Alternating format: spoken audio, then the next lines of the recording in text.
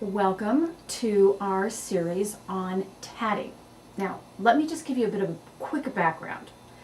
Bob and I come back up to Vancouver, Washington, kind of the end of spring, okay? And the first week I'm in the office, I love finding out what new things we have, what's going on, what everyone's been doing. So I get into the office and I find out that we might be doing a little bit of a focus on tatting. We brought in a new crochet thread line called Curio, and we thought we'd do some tatting. Turns out I tatted a lot when I was just out of college. And one of the reasons I did that is at the time I was doing a lot of camping and a lot of hiking. And as we go through this series, you'll see why I chose tatting. It literally would fit into my blue jeans pocket as I was hiking. So anyway, the ladies in the office know how to push my buttons. The next thing I knew, I was being shown this marvelous Curio crochet thread line. There's a sheen and they're beautiful and they work well together. You know, you have a little blue mix and all kinds of greens and a gold and silvers, and I thought, okay, great. Then Kim hands me a spare shuttle for tatting, because you use a shuttle. Don't worry, we're going to get there. And next thing I knew, I was in my office and I'm trying to think, okay, I wonder if I know how to tat, if I can remember it.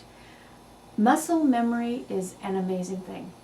It did not take much time before I was just moving my hands and the tatting was coming through, and that was great.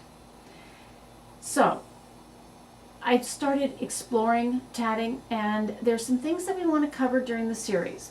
First thing is the tatting shuttles and the tools have all developed over the years, and they're very streamlined and fun, and you'll love working with them. The second thing is there are books out on tatting. The discovery I've made is that tatting is just now beginning to come into resurgence, which means the books that are out, it's not that they're dated, but I think that as knitters, we're used to being given a little bit more information, and tatting is still kind of at that stage of when it was a one-to-one teaching. And someone, like when I learned to knit, someone helped me learn to knit. Whereas now so many knitters are learning on their own, so the books have adapted.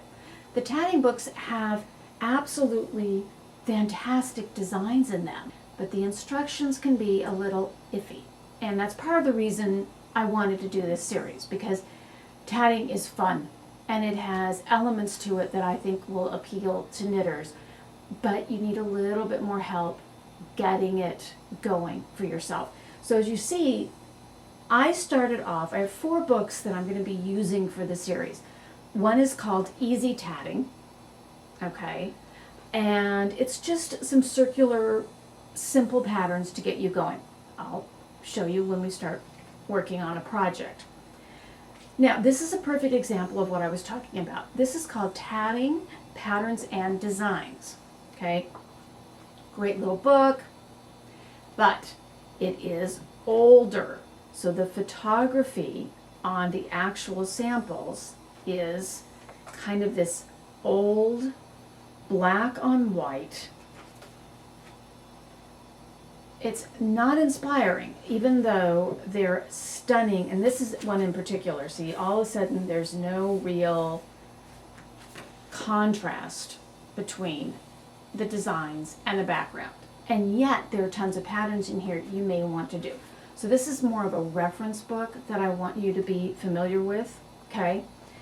Then, a book by Lindsey Rogers is fascinating. And you can see I've already tagged things that I've started working on to show you. You can see that. This one's a little bit more modern, Lindsey's book. You know, it's spiral bound, it's heavy. It's called Mastering Tatting. And what it is it's the subtitle is called Advanced Designs Using Basic Techniques. So you kind of have to go through easy tatting, do some practice, feel comfortable with what you're doing, and we'll cover that in the series. And then you can start playing around with more of her designs that are a little bit more involved.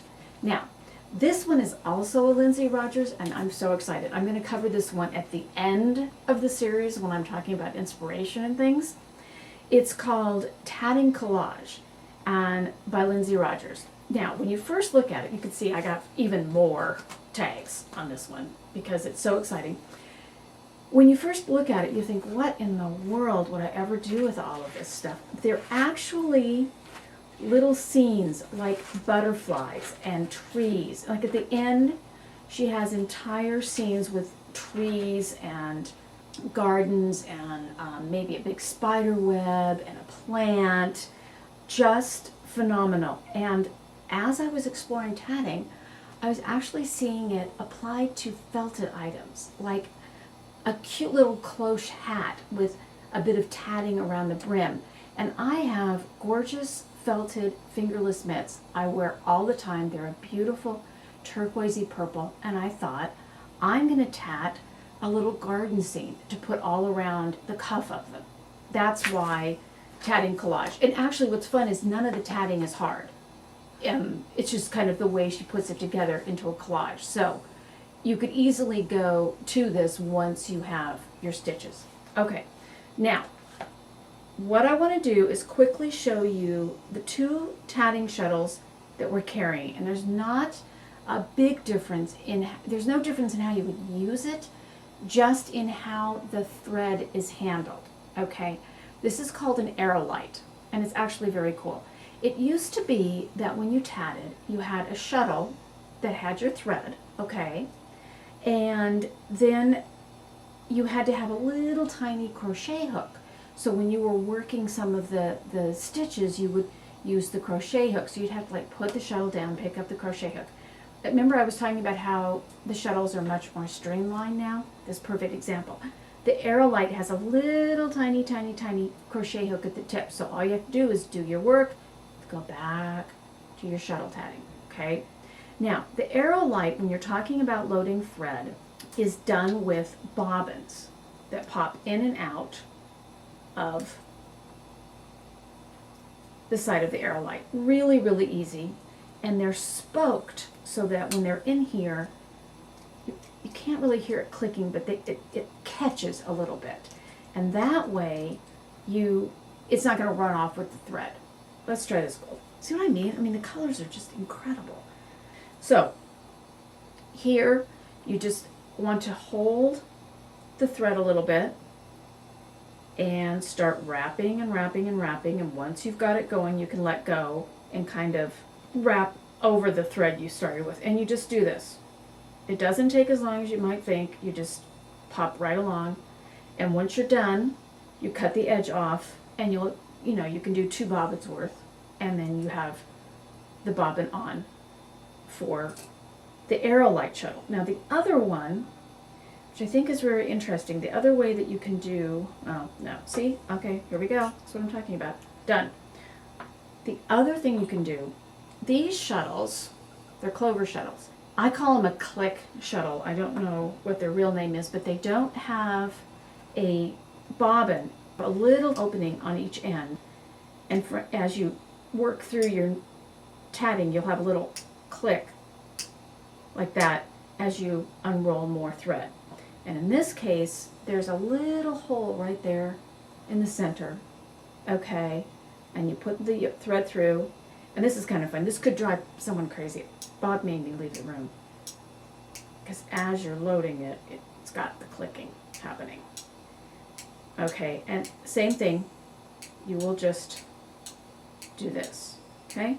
Now, when you get these shuttles, I want to just show you, they're called a large. Not that you would know that, I mean, okay?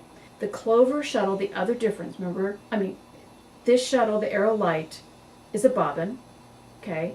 The Clover is a click. The Clover's called a large, and the aerolite's called a small. We are not talking huge differences here. So I would focus more on maybe what would feel the best. Again, it's not a huge investment for a ridiculous amount of, creative pleasure. Maybe just get both. and see how you feel as you're working your way through your tatting. I like these colors of the clover. They're kind of a bakelite thing. So see, you fill it up.